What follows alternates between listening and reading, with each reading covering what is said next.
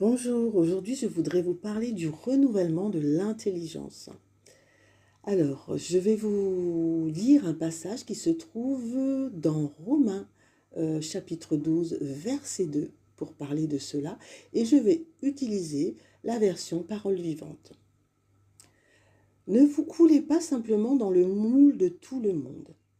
Ne conformez pas votre vie aux principes qui régissent le siècle présent. Ne copiez pas les modes et les habitudes du jour. Laissez-vous plutôt entièrement transformer par le renouvellement de votre mentalité. Adoptez une attitude intérieure différente. Donnez à vos pensées une nouvelle orientation afin de pouvoir discerner ce que Dieu veut de vous. Ainsi, vous serez capable de reconnaître ce qui est bon à ses yeux, ce qui lui plaît et qui vous conduit à une réelle maturité.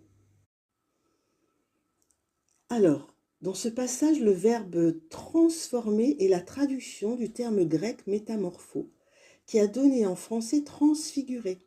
C'est le même terme qui est utilisé en Matthieu 17, verset 2, pour parler de la transfiguration du Seigneur.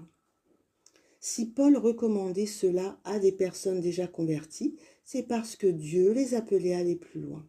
La transformation d'une chenille en papillon est un très bel exemple pour illustrer le changement qui doit s'opérer en nous.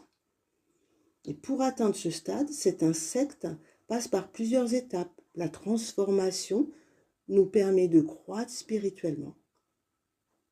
En effet, tout enfant de Dieu est appelé à devenir mature, à passer du stade de petit enfant à celui de jeune homme et de celui de jeune homme à celui de père ou de mère.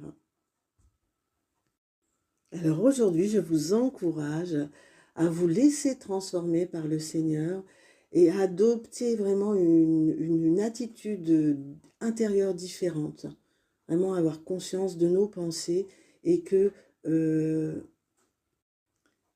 aient une nouvelle orientation. Soyez métamorphosés.